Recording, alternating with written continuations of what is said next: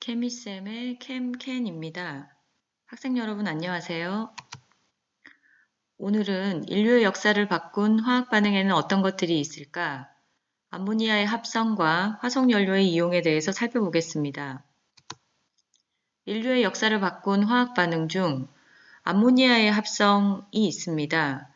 암모니아는 무엇일까요? 암모니아는 바로 여러분도 아시겠지만 우리 주변에 흔히 볼 수 있습니다. 우리가 여름철에 화장실에 가면 아주 지독한 냄새를 맡을 수 있는데요. 바로 소변 속에도 이 암모니아가 들어 있습니다. 도대체 이 냄새나는 이 성분을 만드는데 이 화학 반응이 왜 인류의 역사를 바꾸었다고 하는 것일까요? 이 이야기를 살펴보려면 먼저 이 암모니아가 무엇인가 하는 걸 알아야겠죠. 바로 암모니아는 화학식은 NH3로서 N이라는 질소 원소를 포함하고 있는 물질입니다. 이 암모니아를 이용해서 질소 비료의 원료로 사용되기 때문에 이 암모니아가 인류의 역사를 바꾼 화학 반응 중 하나로 꼽히는데요. 질소 비료가 왜 필요했을까요? 바로 식량 생산을 높이기 위한 것이죠. 우리는 지금 먹을 것이 풍부한 환경에 살고 있지만 1800년대 말 인류는 급속한 인구 증가로 식량이 부족한 사태를 맞이하게 됩니다. 그래서 식량 생산을 늘리기 위한 하나의 방법으로 질소 비료가 필요했고 이 질소 비료의 원료가 바로 암모니아라고 보시면 될 것 같습니다. 그러면 질소가 왜 생명체의 몸에 필요할까요? 자, 질소는 생명체에게 꼭 필요한 단백질과 핵산의 주 성분이 되겠습니다. 단백질은 여러분이 잘 알다시피 근육, 효소, 호르몬 등 우리 몸을 이루는 중요한 성분으로 작용하고요. 핵산은 핵산이라는 이름이 조금 어려울 수 있는데 여러분이 잘 알고 있는 유전과 관련된 물질 중 여러분이 알고 있는 게 무엇이 있죠? 네, DNA와 RNA의 성분이죠. 핵산에는 DNA와 RNA가 있고요. 이 DNA와 RNA를 이루는 중요한 원소 중에 질소가 포함되어 있습니다. 하지만 식물이나 동물에게 이렇게 중요한 질소를 공급을 받아야 하는데, 자, 질소는 어디에 제일 많이 들어있느냐 하면 공기 중에 여러분들 공기의 78%가 질소로 되어 있죠. 그래서 사실은 질소가 부족하다고 하는 말이 어색할 수 있어요. 하지만 중요한 것은 공기 중에 들어있는 질소는 식물이나 동물이 직접 사용할 수 없다는 겁니다. 만약에 우리가 공기 중에 있는 질소를 직접 사용할 수 있다면 우리는 숨만 쉬어도 몸속에서 단백질이나 핵산의 원료가 되는 질소를 섭취할 수 있게 되는 거죠. 하지만 그런 일은 일어나지 않고 있죠. 그래서 식물이나 동물이 흡수할 수 있는 형태의 질소가 필요하게 되는 겁니다. 하지만 공기 중에 있는 질소, 우리가 N2라고 얘기하죠. 이 공기 중에 있는 질소가 번개와 같은 높은 에너지에 의해서 산소와 반응해서 물에 녹을 수 있는 물질로 바뀌는 화학 반응이 공기 중에서는 자연히 일어납니다. 혹은 콩가식물, 여러분들 땅콩이나 이런 콩가식물, 이런 식물들은 뿌리혹 박테리아라고 하는 세균을 가지고 있는데 이 세균에 의해서 이 N2가 식물이 흡수할 수 있는 형태, NH4 플러스나 NO3 마이너스의 형태로 바뀌는 것이지요. 이것은 물에 녹아서 식물의 뿌리를 통해서 식물의 몸으로 흡수가 가능합니다. 다시 얘기하면 식물은 공기 중에 있는 N2를 직접 흡수할 수는 없지만 N2가 NH4 플러스나 NO3 마이너스와 같이 식물이 흡수할 수 있는 형태로 바뀌면 흡수해서 자기 몸에 필요한 단백질과 핵산의 성분으로 이용할 수 있다는 이야기입니다. 자, 여기서 중요한 것은 뭐냐면 공기 중에 있는 N2를 식물이 흡수할 수 있는 이런 형태로 바꾸는 이 과정을 우리는 어려운 말로 고정이라고 얘기합니다. 고정. 이거를 질소 고정이다. 이렇게 얘기합니다. 자, 이 질소 고정을 통해서 식물이 흡수할 수 있는 형태로 바뀌고 식물은 이 물질을 가져다가 자기 생장에 필요한 단백질이나 핵산을 만들어서 쓰게 되죠. 생장에 이용하게 됩니다. 그리고 또 식물은 동물의 먹이가 되죠. 나중에 식물과 동물은 이 질소를 공급받아서 나중에 생명이 다하게 되면 다시 분해되어서 다시 공기 중의 질소로 돌아가는 일련의 순환 과정을 겪게 됩니다. 이때 관여하는 세균을 여기에 보면 탈질소 박테리아라는 세균이 있습니다. 공기 중에 있는 질소가 질소 고정 세균들에 의해서 뿌리옥 박테리아와 같은 질소 고정 세균들에 의해서 식물이 흡수할 수 있는 상태로 고정이 되고 식물은 이걸 이용해서 자기 몸에 필요한 단백질이나 핵산을 만들어서 사용하고 나중에 다시 썩게 되면 탈질소 박테리아에 의해서 다시 공기 중의 질소로 돌아가는 이런 과정을 우리는 질소 순환이라고 부르게 됩니다. 자, 이 그림을 다시 잘 정리가 된 그림으로 한번 보도록 하겠습니다. 자, 지금 여기에 보면 공기 중에 있는 질소가 있고 공기 중에 있는 질소는 식물이나 동물이 직접 사용할 수 없다는 거죠. 직접 사용할 수 없어요. 그래서 뿌리혹 박테리아와 같은 질소 고정 식물, 이 질소 고정 식물은 뿌리혹 박테리아와 같은 질소 고정 세균을 갖고 있어요. 이 세균에 의해서 NH4 플러스나 NO3 마이너스 식물이 흡수할 수 있는 형태로 바뀌게 됩니다. 이 바뀐 것들을 식물은 흡수해서 자신이 이용하거나 동물이 이용할 수 있게 해주고요. 동물의 분뇨, 우리가 똥이나 오줌 이런 것들에 의해서 다시 땅으로 돌아가거나 얘네들의 사체가 썩게 되면 탈질소 박테리아에 의해서 다시 공기 중에 질소로 돌아가게 되는 이런 일련의 과정을 우리는 질소의 순환이라고 이야기합니다. 특히 대기 중에 있는 질소가 NH4 플러스나 NO3 마이너스 식물이 흡수할 수 있는 형태로 바뀌는 이 과정을 질소 고정이라고 부릅니다. 질소 고정. 꼭 기억을 좀 해주세요. 자, 그런데 여기서 문제는 무엇이냐면 인구가 급격히 증가하면서 식량 생산이 급속히 필요했다는 거죠.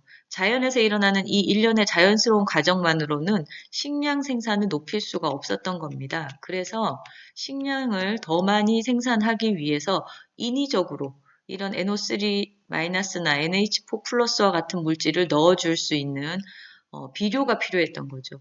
비료는 자연 비료가 있고 퇴비와 같은 자연 비료가 있고요. 화학 비료가 있습니다. 그래서 과학자들은 화학 비료의 생산으로 인류가 기아로부터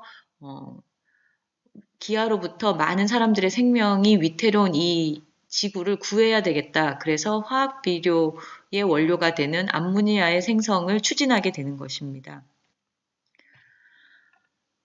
이 암모니아의 생성에 성공한 과학자는 1909년 하버입니다. 하버는 보슈라는 과학자와 함께 하버 보슈법을 이용해서 질소 비료의 대량 생산에 들어갑니다. 자, 하버가 암모니아를 합성했다. 이 암모니아의 합성이 왜 이렇게 어려우냐 하면 사실 암모니아를 합성하기 위해서는 공기 중에 있는 질소와 물을 전기분해해서 얻은 수소가 만나서 NH3를 만드는 것입니다. 개수를 맞춰보면 이렇게 식을 쓸 수 있는데 굉장히 인류의 역사를 바꾼 화학 반응이라고 보기에는 매우 간단한데 왜 이렇게 이 화학 반응이 일어나기 어려웠을까요? 많은 과학자들이 시도했지만 성공하지 못한 이유가 있습니다. 이유는 이 질소가 질소 원자 사이에 결합이 너무 강하기 때문에 보통 화학 반응이 잘 일어나지 않는다는 것입니다. 매우 안정한 분자라고 보시면 되겠습니다. 특히 우리가 나중에 배우게 되겠지만 질소는 체외곽 전자가 5개 있어서 옥텟 규칙을 만족하는 결합을 하게 되면 이런 형태의 결합을 이루게 되는데요. 좀 더 보기 좋게 써보면 삼중 결합을 형성하게 됩니다. 그래서 이 결합을 끊고 화학 반응을 한다는 것이 매우 어렵고요. 따라서 질소는 매우 안정한 물질입니다. 그래서 여러분들이 사 먹는 과자 봉지 안에도 질소가 들어있는 이유가 질소는 매우 안정한 물질이기 때문에 충전재로 사용되는 것입니다. 자, 그러면 하버는 어떻게 이 어려운 화학 반응에 성공할 수 있었느냐 하면 반응이 잘 일어날 수 있는 온도, 압력, 촉매 이런 조건들을 찾아내어서 가장 잘 일어날 수 있는 조건을 맞추어서 암모니아를 대량 생산하였습니다. 하지만 암모니아는 독성이 있기 때문에 바로 사용하지 않고 요소, 질산암모늄, 황산암모늄과 같은 물질로 바꾸어서 사용하게 되는 것입니다. 아래의 문제에 답을 한번 찾아보세요.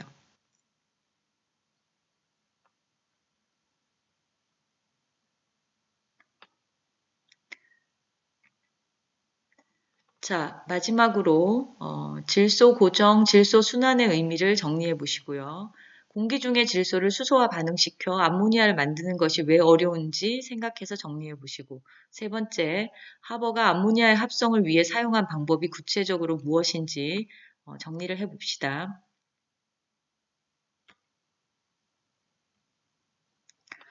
인류의 역사를 바꾼 화학 반응 마지막은 화석연료의 이용입니다. 일단 왜 화석연료라는 이름이 붙었을까요?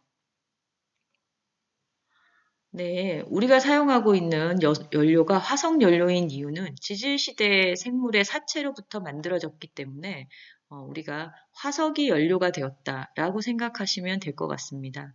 화석연료는 에너지원으로 많이 쓰이는데요. 특히 18세기 증기기관으로부터 시작되는 이 산업혁명 이후 에너지를 많이 사용하는 우리 문명의 중요한 연료로 사용되고 있습니다. 석탄과 석유, 천연가스 이 세 가지가 화석연료의 종류라고 볼 수 있는데요.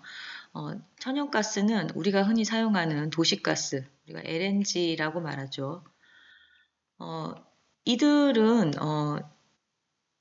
생명체에서 생명체를 구성하는 탄소화합물에서 산소가 빠져나가서 만들어졌기 때문에 주성분이 주로 C와 H로 이루어져 있습니다.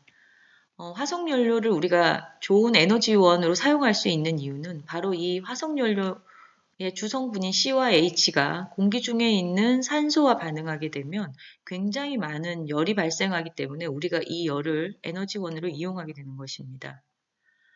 화석연료의 생성 과정을 보면 동식물의 사체가 압력과 열이 오랜 시간 가해져서 화석연료가 생성되는데요.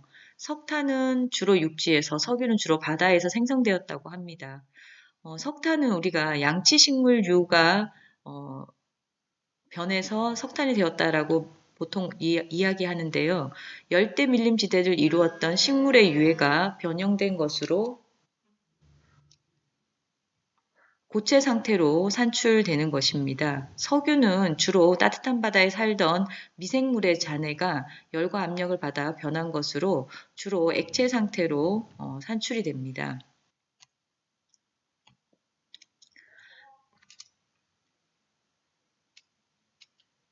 인류가 가장 널리 사용해 온 연료 중에 석탄과 석유가 있는데 석탄은 2300년 전 사용했다고 알려져 있고요. 우리나라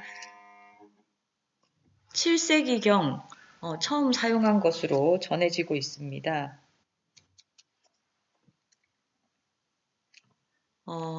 신라시대에 처음 사용했는데요. 불에 타도 연기가 나지 않는 탄이라는 뜻으로 무연탄이라는 이름을 붙여 사용했다고 알려져 있습니다. 어, 여기에 비해서 석유는 석탄보다 더 오래전에 사용되었다고 알려져 있고요. 역청이라는 이름으로도 불리며 등불의 연료나 목재의 방수제로 오랜 옛날부터 사용되었습니다. 오늘날에도 석유는 굉장히 많이 사용되고 있는데요. 어, 이처럼 화석연료는 산업혁명과 교통혁명을 가져온 주요 에너지원으로 우리에게 굉장히 고마운 존재이지만 또 한편으로는 어, 이 화석연료가 가지고 있는 주성분이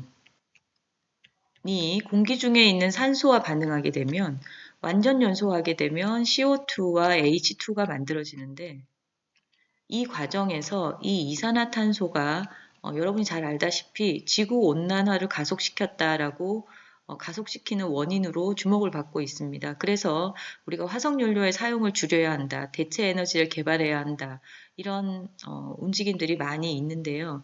이렇게 나쁜 영향을 준 점도 있다는 것을 생각해 두시기 바랍니다. 자, 그러면 화석연료의 종류를 나열해보고 화석연료라고 부르는 이유를 설명해 봅시다. 두 번째는 화석연료의 주성분이 무엇인지 써보고 각 성분이 공기 중의 산소와 완전 연소한 후 생성되는 물질은 무엇인지 설명해 봅시다. 세 번째, 화석연료의 이용으로 인류가 받은 긍정적인 영향과 부정적인 영향을 설명해 봅시다. 오늘은 내용이 화석연료의 이용, 암모니아의 합성 두 가지로 내용이 조금 길었습니다. 잘 정리해 봅시다.